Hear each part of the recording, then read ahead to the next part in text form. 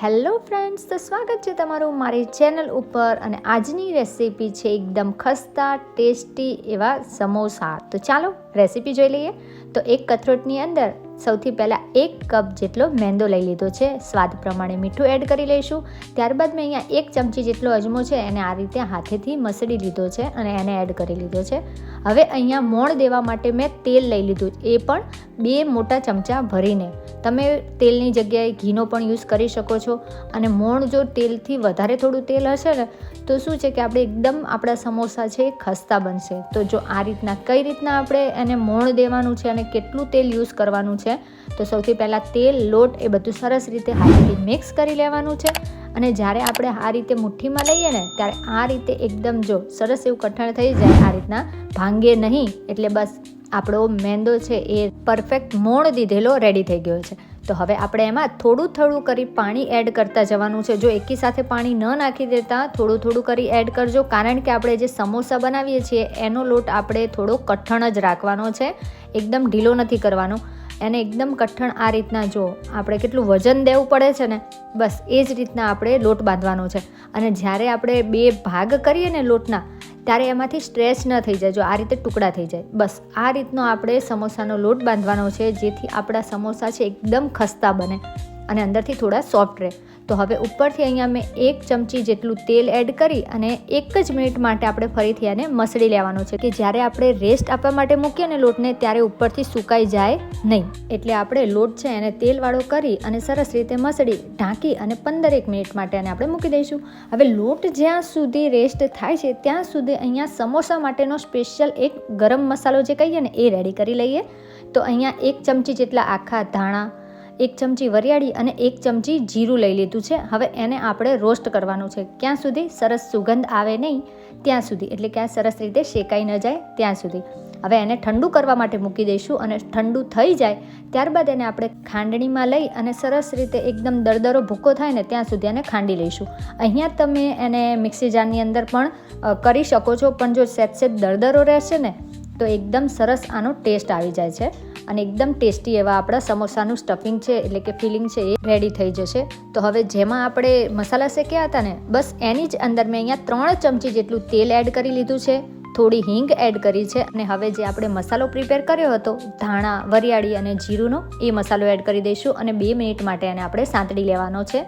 હવે અહીંયા ગેસની ફ્લેમ છે એને સ્લો રાખજો, નહીંતર આપણે જે મસાલા છે બળવા લાગશે. હવે ઉપરથી ઘરના જે બેઝિક મસાલા છે, જેમાં આપણે મરચું, ધાણા જીરું, હળદર, આમચૂર પાવડર અને ગરમ મસાલો થોડો એડ કર્યો છે. ત્યારબાદ ઉપરથી આપણે થોડુંક જ મીઠું એડ કરવાનું છે, કારણ કે આપણે બટેકા બાફતી વખતે પણ એમાં મીઠું એડ કરેલું હતું. હવે અહીંયા બધો મસાલો સારી રીતે મિક્સ થઈ જાય ત્યારબાદ એમાં એક નાનું મેં ઝીણું સમારેલું મરચું એડ કર્યું છે. તીખાશ એની તમે તમારા હિસાબે રાખી શકો છો. અને અહીંયા મેં 1 નાની વાટકી જેટલા બાફેલા, એટલે કે પાણીમાં ઉકાળેલા વટાણા એડ કરી લીધા છે. અત્યારે તો વટાણાની સિઝન છે એટલે તો મળે જ છે. હવે એ વટાણાને આપણે સારી રીતે મસાલા સાથે મિક્સ કરી લઈશું અને જ્યાં સુધી એનું બધું પાણી છે એ બળી ન જાય મસાલાનું અને તેલ સાથે સરસ એવો મસાલો આપણો ડ્રાય ન થઈ જાય ત્યાં સુધી આપણે એને થવા દેવાનું છે. 2 થી 3 જ મિનિટમાં જો આ રીતના આપણો મસાલો છે એ ડ્રાય થઈ જશે અને પાણીનો ભાગ જરીકે નહીં રહે. બસ આ જ ટાઈમે આપણે જે બાફેલા બટેકા છે ને એ એડ કરી દેવાના છે. આ બટેકા છે એ મેં 2 થી 3 કલાક પહેલાં બાફી લીધા હતા, કે જેના લીધે આપણે પાણીનો ભાગ રહે છે ને બાફેલા બટેકામાં, જ્યારે તરત જ આપણે માવો બનાવીએ, એટલે કે આમ મસાલો બનાવીએ તો એ નથી રહેતો અને એકદમ ડ્રાય થઈ જાય છે. અને જો હું બટેકા છે ને એને આ રીતે હાથેથી મસળી આ જ રીતે એડ કરું છું, વધારે પડતા હું એને આપણે મેશ નથી કરી લેતી, કારણ કે આ રીતના જ્યારે બટેકા રાખીએ અને આપણે જે સમોસાનું ફિલિંગ ભરીએ છીએ ને ત્યારે જે ખાવામાં ટેસ્ટ આવે છે ને એ કંઈક અલગ જ આવે છે. હવે આ બધા બટેકા છે અને આપણે આ રીતે મસાલા સાથે મિક્સ કરી લેવાના છે અને નાના મોટા વધારે હોય ને ટુકડા તો એને આપણે આ રીતે ચમચાની મદદથી કે તાવીથાની મદદથી આપણે ભાંગી અને અધકચરા કરી નાખવા છે, જે વધારે મોટા હોય એ. બાકી તો તમે એને રફલી જ હાથેથી જ મસળીને એડ કરજો. તો જો આ રીતે આપણે બધા મસાલા સાથે બટેકા છે એને મિક્સ કરી લઈશું. અને રિયલીમાં તમે એકવાર આ મસાલા સાથે છે ને સમોસા ટ્રાય કરજો, તમને ખૂબ જ ભાવશે અને મજા પણ આવશે. અને કારણ કે બહારનો જે ટેસ્ટ આવે છે એના જેવો ટેસ્ટ પણ મળી રહેશે. અને વધારે આપણે બટેકા મેશ નથી કરવાના, એનું પણ ખાસ ધ્યાન રાખવું. હવે આપણે ઢાંકણ ઢાંકી 2 જ મિનિટ માટે એને આપણે થવા દેવાના છે, જેથી બટેકાની અંદર બધો મસાલો છે ને એ સરસ રીતે પકડી પાડે, એટલી એની ફ્રેગ્રન્સ છે એ બધી એમાં આવી જાય. હવે 2 મિનિટ બાદ આપણે જો આ રીતે બસ ખાલી મિક્સ જ કરી લેવાનો છે અને ગેસની ફ્લેમ બંધ કરી ઉપરથી મેં અહીંયા ધાણાભાજી એડ કરી લીધી છે સમારેલી. અને હવે બધી ધાણાભાજી છે એને પણ આપણે સરસ રીતે મિક્સ કરી અને આ મસાલો છે એને આપણે ઠંડો થવા માટે મૂકી દઈશું. અત્યારે તો શું છે કે શિયાળાની સિઝન છે ને એટલે વધારે કંઈ ઝંઝટ પણ નહીં રહે ઠંડો થવાની. અને જો આમ એકદમ કોરો મસાલો છે ને એટલે આપણા સમોસા છે ને એ અંદરથી એકદમ કેવા સોગી થઈ જાય છે, એવા નહીં થાય, એકદમ ક્રિસ્પી રહેવાના છે. તો હવે માવો થોડો ઠંડો કરી લઈએ અને ત્યાં સુધી આપણે લોટને જે રેસ્ટ કરવા માટે મૂક્યો હતો ને એને ખોલી અને આ રીતે 2 જ મિનિટ માટે એને સરસ રીતે આપણે મસળી લેવાનો છે, જેથી તેલનો ભાગ છે એ સરસ રીતે આપણો મિક્સ થઈ જાય. હવે એમાંથી તમારે કેવડી સાઇઝના સમોસા બનાવવા છે તો એવડી સાઇઝના લુવા આપણે છે એ કરી લેવાના છે. અહીંયા મેં થોડી મોટી સાઇઝના બી સમોસા બનાવ્યા છે અને થોડી નાની સાઇઝના પણ બનાવ્યા છે. તો એક લુવો લઈ લઈશું અને જો જ્યારે આપણે આ હથેળીમાં કરીએ ને તો પણ એકદમ કઠણ આપણને લોટ લાગે ને, બસ એ જ રીતનો લોટ બાંધવાનો છે, એકદમ ઢીલો લોટ ન બાંધતા. નહીંતર શું છે કે ઠંડા થઈ જશે ને સમોસા તો એકદમ આમ પિચકા જેવા એટલે કે આપણે આમ સોગી જેવા થઈ જશે. અને હવે જો આને વણી જ લેવાના છે. જો વણતા પણ થોડી કષ્ટ લાગે એવું છે તો આ રીતનું આપણે એને વણી લેવાની છે પરોઠા જેવું. અને પછી આ રીતના જો વચ્ચેથી કટ કરી અને જે આ ભાગ છે ને એમાં ઉપર આપણે થોડું પાણી લગાવી લઈશું, એક બાજુથી પકડી અને બીજી બાજુથી આપણે આ રીતે પેક કરી લેવાના છે. પાણી લગાવેલું હશે ને તો શું થશે કે જ્યારે આપણે સમોસા છે તળવા માટે મૂકીશું ને ત્યારે ખુલી નહીં જાય સાઈડમાંથી.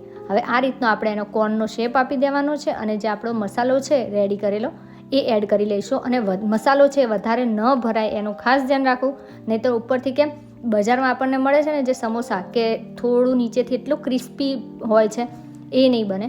તો આ રીતે સમોસાની થોડું ફિલિંગ ભરવાનું અને ઉપર આટલું બાકી રાખવાનું. અને આ રીતે જે રીતે મેં એને વાળ્યું છે ને એ રીતે વાળશો ને તો જે આપણે બેસેલા સમોસા હોય છે ને બહાર રાખેલા તૈયાર કરેલા એવા આપણે સમોસા બનશે કે જે ગાદી ઉપર બેઠા હોય એ ટાઈપના.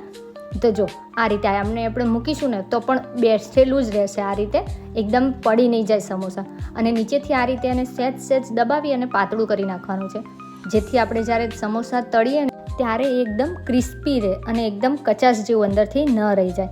તો આપણા સમોસા છે રેડી છે. અને આ રીતે જો આ રીતે ઊભા રહે ને સમોસા એના માટે આપણે જે પાછળ જ્યારે આપણે વાળીએ છીએ નીચેના ભાગને ઉપરના ભાગેથી, મતલબ જ્યારે પેક કરીએ છીએ સમોસા ત્યારે એને પાછળથી આ રીતે ફોલ્ડ કરતી વખતે સહેજ આપણે એને અંદરથી વાળી દેવાનું. એટલે આપણે જે સમોસા છે ને એને આપણે આમ આ રીતે દબાવી ઊભું રાખવું હશે ને તો પણ ઊભા રહી જશે. તો આ જ રીતે મેં અહીંયા બધા સમોસા છે એ વણી અને રેડી કરી લીધા છે.